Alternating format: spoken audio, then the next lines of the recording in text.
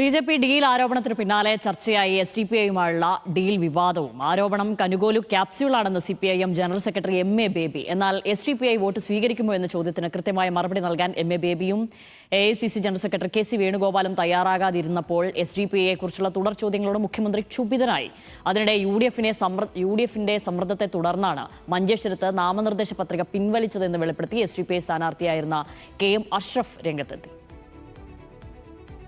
ദേശീയ നേതാക്കളെത്തുമ്പോഴും തെരഞ്ഞെടുപ്പ് പ്രചാരണം ഡീലിൽ ചുറ്റിത്തിരിയുകയാണ്.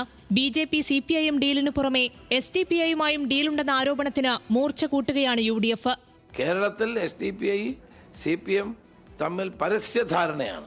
മങ്കടയിലും പിന്നെ അതോടൊപ്പം തന്നെ വേങ്ങര ഉൾപ്പെടെയുള്ള സ്ഥലങ്ങളിൽ SDPI സ്ഥാനാർത്ഥികളായവരാണ് ഇപ്പോൾ CPM സ്ഥാനാർത്ഥികൾ. മാത്രവുമല്ല കേരളത്തിലുടനീളം SDPI PDP തുടങ്ങിയവരുമായിട്ട് ബന്ധമുണ്ടാക്കിയത് ഇവരാണ്. എന്നാൽ ഡീൽ ആരോപണം നുണയെന്നായിരുന്നു മുഖ്യമന്ത്രി പിണറായി വിജയന്റെ മറുപടി. എല്ലാ വർഗീയ ശക്തികളെയും ഒരുപോലെ എതിർക്കുമെന്ന് പറഞ്ഞ മുഖ്യമന്ത്രി പക്ഷേ SDPIയുമായി ബന്ധപ്പെട്ട ചോദ്യങ്ങളോട് ക്ഷുഭിതനായി.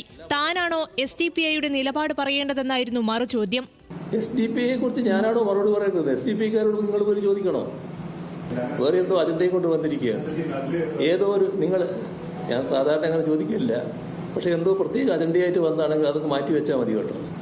ഡീൽ ആരോപണം കനകോലു ക്യാപ്സ്യൂൾ എന്നായിരുന്നു CPIM ജനറൽ സെക്രട്ടറി M.A. ബേബിയുടെ പ്രതികരണം. UDFന്റെ സമ്മർദ്ദത്തെ തുടർന്നാണ് മഞ്ചേശ്വരത്ത് SDPI നാമനിർദ്ദേശ പത്രിക പിൻവലിച്ചതെന്നും M.A. ബേബി ആരോപിച്ചു. കാസർഗോഡ് ജില്ലയിലെ ഒരു സീറ്റിൽ SDPI സ്ഥാനാർത്ഥിയുണ്ടായിരുന്നു. ആ സ്ഥാനാർത്ഥിയെ അവർ പിൻവലിക്കാൻ തീരുമാനിച്ചത് UDFന്റെ സമ്മർദ്ദ ഫലമായിട്ടാണ് എന്നാണ് ഞാൻ മനസ്സിലാക്കിയിട്ടുള്ളത്. കരാർ പണി കൊടുത്തിരിക്കുകയാണ്. ഔട്ട്സോഴ്സിംഗ് എന്ന് പറയുമല്ലോ. ഒരാളുടെ പേര് കനുകോലു എന്ന് പറയുന്ന ഒരാളുടെ പേര് നിങ്ങൾക്കറിയാം. അപ്പോൾ ഓരോ സംഭവവികാസങ്ങളെയും സംബന്ധിച്ച് അദ്ദേഹത്തിൻ്റെ നേതൃത്വത്തിൽ ഒരു സംഘമുണ്ട്. ബേബിയുടെ ആരോപണം ശരിവെച്ച് SDPI സ്ഥാനാർത്ഥിയായിരുന്ന KM അഷ്റഫ് രംഗത്തെത്തി. അവരും സമ്മർദ്ദം ചെലുത്തി. അവർ അതിനേക്കാൾ കൂടുതൽ അവർ മത സംഘടനകളോട് സമ്മർദ്ദം ചെലുത്തിയതാണ്. അതാണ് യാഥാർത്ഥ്യം.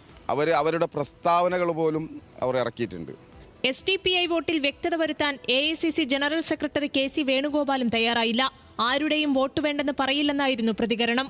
ഒരു മുന്നണി ഉണ്ടാക്കുമ്പോൾ, ഒരു മുന്നണിയുമായി ബന്ധപ്പെട്ട് നിൽക്കുമ്പോൾ ഞങ്ങൾക്ക് കമ്മിറ്റ്മെന്റ് ഇല്ലാത്ത സാഹചര്യമാണ്.